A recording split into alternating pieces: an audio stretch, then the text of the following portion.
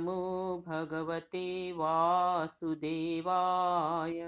अथ द्वितीयोऽध्याय। नासतो विद्यते भावो न अभावो विद्यते सतः। उभयोरपि दृष्टोऽन्तस्तु अनयोस्तत्त्वदर्शिभिः। नमस्ते। इसके पहले के श्लोक में श्री भगवान ने धीर पुरुष के लक्षण बताए। अब श्री भगवान बता रहे हैं कि तत्वदर्शी कौन है। वे कहते हैं असत वस्तु की सत्ता नहीं है और सत का अभाव नहीं है। इस प्रकार इन दोनों की वास्तविकता को तत्वदर्शी पुरुषों ने जाना है। अब हम जरा सत असत तत्व और तत्वदर्शी शब्दों को समझ लेते हैं। असत अर्थात जिसकी सत्ता नहीं है, जो सभी काल में विद्यमान नहीं है, जो जन्म लेता है, बढ़ता है और जिसका अंत हो जाता है। कहने का तात्पर्य है जो परिवर्तनशील है। परिवर्तनशील हमारा यह स्थूल या भौतिक शरीर है जो नित्य नहीं है, सनातन नहीं है। अतः इस भौतिक शरीर के लिए दुख करने का कोई कारण नहीं है। सत्य है हमारा इटर्नल एग्जिस्टेंस, हमारी आत्मा का किसी काल अवस्था में परिवर्तन नहीं होता है। शरीर मरण धर्मा है और आत्मा अमर है। अब तत्व शब्द को समझ लेते हैं। तत्व का शाब्दिक अर्थ है वास्तविक स्थिति, यथार्थता, रियलिटी, फंडामेंटल ट्रूथ, या कह सकते हैं जो कुछ इस विश्व में है। मैटर, एनर्जी या कॉन्शसनेस सभी तत्व हैं। तत्वदर्शी उन्हें कहा गया है जिन्होंने सत और असत दोनों की वास्तविकता को जाना है। अर्थात उन्होंने जाना कि असत को एक दिन नष्ट हो जाना है, अतः असत वस्तु के लिए शोक नहीं करना चाहिए। और सत जो हमेशा विद्यमान रहता है, किसी भी परिस्थिति में नष्ट नहीं होता है, उस सत्य को पाना ही मानव जन्म का उद्देश्य है। अब शब्दों के अर्थ जान लेते हैं। न जोड़ असतो ना सतो, जो असत नहीं है। विद्यते जानी जाती है। भावः सत्ता, न जोड़ अभावः अभाव नहीं है। सतः सत, उभयो दोनों की। दृष्टः जोड़ अंतः सत्य को देखा गया है। तत्वदर्शी भी तत्वदर्शी ऋषियों द्वारा। अगला श्लोक। अविनाशी तु तद्विद्धि येन सर्वमिदं ततं। विनाशम् अव्ययस्यास्य न कश्चित् कर्तुमर्हति। अब मन में जिज्ञासा उठती है, वह सत वस्तु क्या है, क्योंकि न तो उसे देखा जा सकता है और न सुना, जो न जन्म लेता है और न मरता है। आखिर वो है क्या?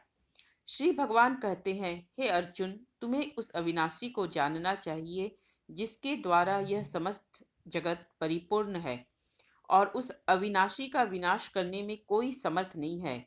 हमारा विनाशी शरीर उस अविनाशी द्वारा व्याप्त है। कैसे?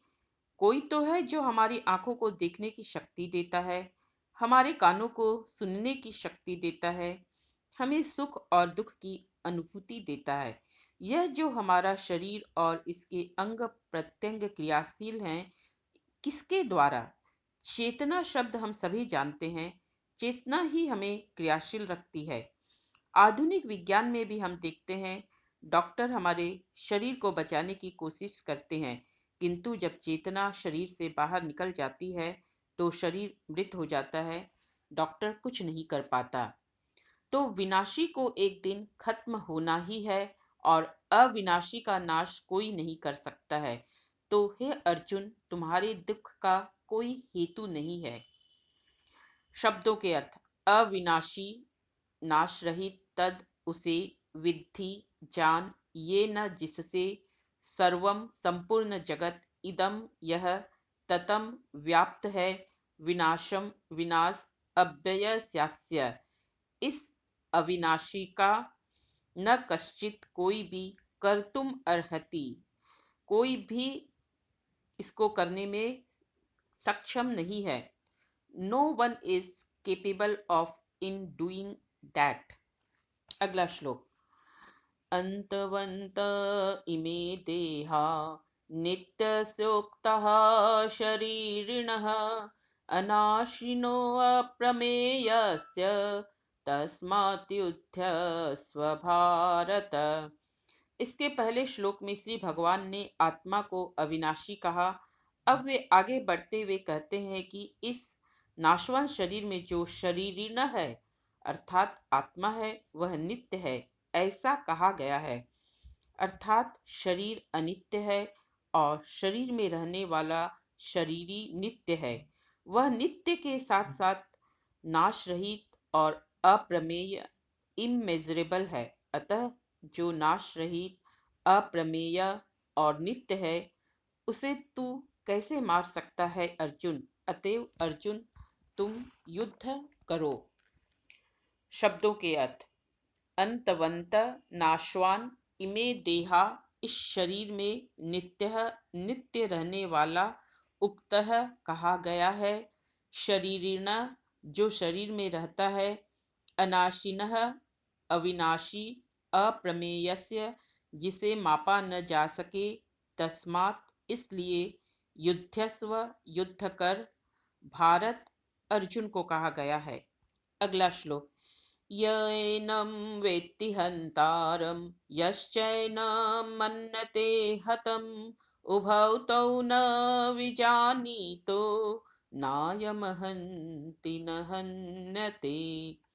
अब श्री भगवान कहते हैं कि जो इस आत्मा को मारने वाला समझता है तथा जो इसको मरा मानता है वे दोनों ही नहीं जानते कि यह आत्मा न तो किसी को मारता है न किसी के द्वारा मारा जाता है।